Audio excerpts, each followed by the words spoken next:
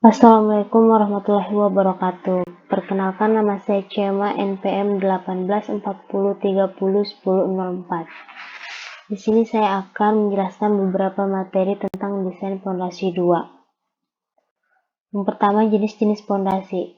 Itu ada tiang pancang, bore pile, dan pondasi sumuran. Tiang pancang. Pondasi tiang pancang atau pile foundation adalah bagian dari struktur yang digunakan untuk menerima dan mentransfer beban dari struktur atas ke tanah penunjang yang terletak pada kedalaman tertentu.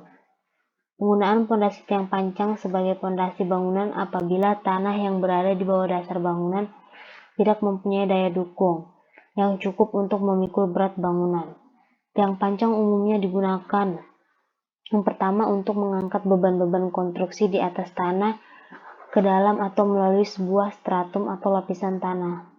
Yang kedua untuk menentang gaya desakan ke atas, gaya guling seperti untuk telapak ruangan bawah tanah di bawah bidang batas air jenuh atau untuk menopang kaki-kaki menara terhadap guling. Yang ketiga membuat tanah di bawah pondasi mesin menjadi kaku untuk mengontrol amplitudo getaran dan frekuensi alamiah dari sistem tersebut. Contoh kasusnya di sini saya mengambil contoh pengamatan di lokasi gedung STKIP PGRI Trenggalek di Jalan Supriyadi, Ngempleng, Ngares, Kecamatan Trenggalek, Kabupaten Trenggalek. Lokasi proyeknya, yang pertama sebelah utara terdapat ladang, yang kedua sebelah timur terdapat ladang, yang ketiga sebelah selatan terdapat perumahan, yang keempat sebelah barat terdapat gedung perkuliahan. Dimensi pondasi.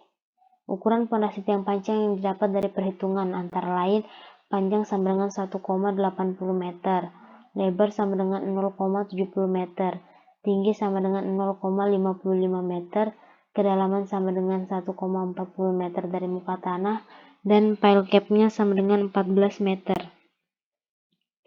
Keterkaitan pondasi tiang pancang di dalam ilmu teknik sipil.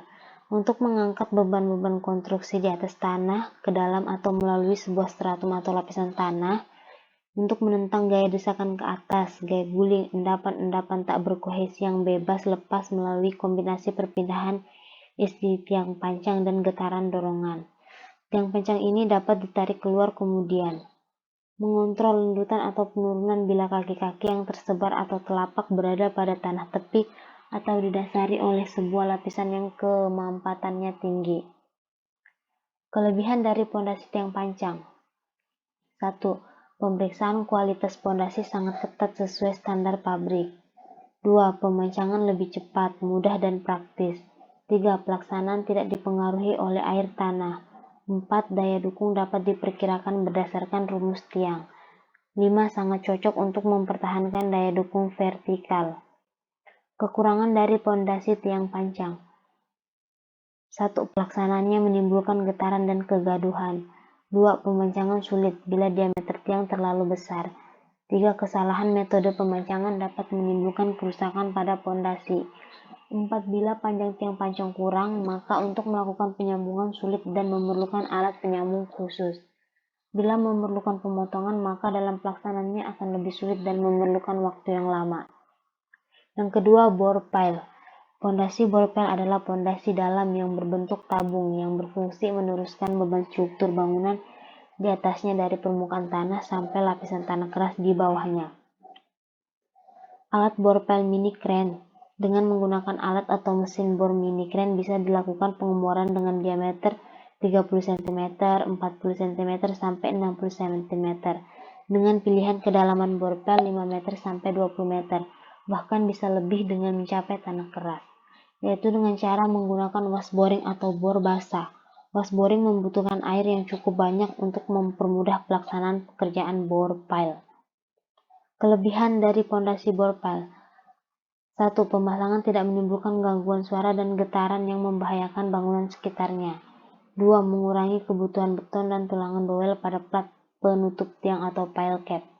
3. Kolom dapat secara langsung diletakkan di puncak bore pile. 4. Kedalaman tiang dapat divariasikan.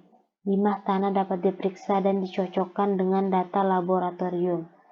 6. Bore pile dapat dipasang menembus batuan, sedang tiang pancang akan kesulitan bila pemancangan menembus lapisan batuan.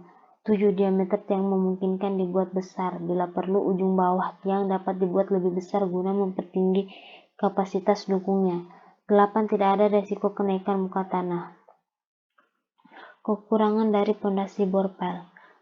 1. Pengecoran borpel dipengaruhi kondisi cuaca. 2. Pengecoran beton agak sulit bila dipengaruhi air tanah karena mutu beton tidak dapat dikontrol dengan baik.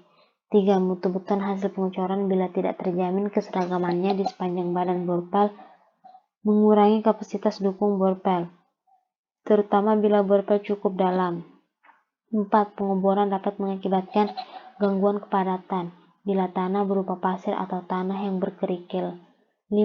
Air yang mengalir ke dalam lubang bor dapat mengakibatkan gangguan tanah, sehingga mengurangi kapasitas dukung tiang, tetapi dapat diatasi dengan penyedotan menggunakan mesin sedot air.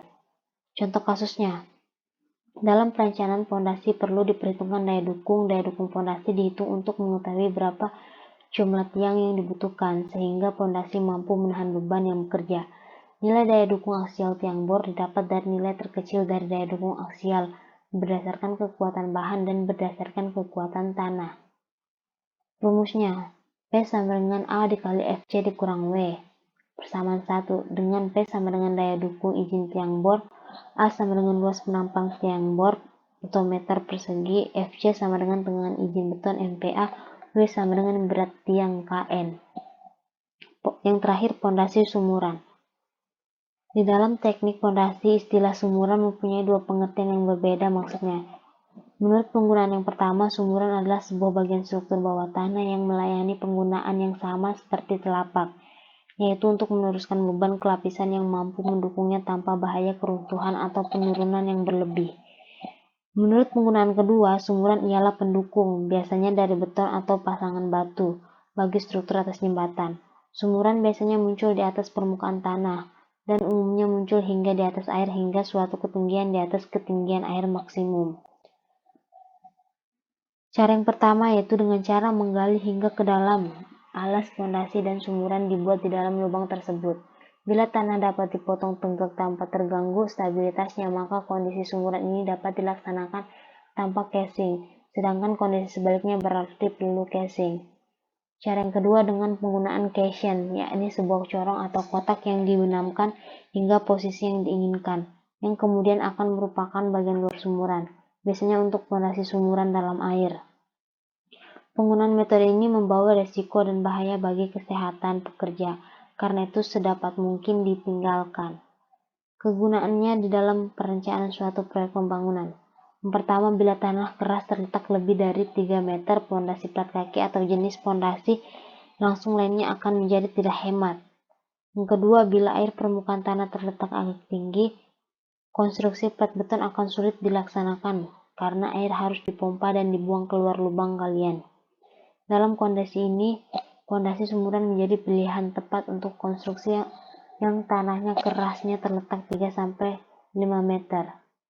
Rumusnya, persamaan dari dukung tiang sumuran secara umum sebagai berikut.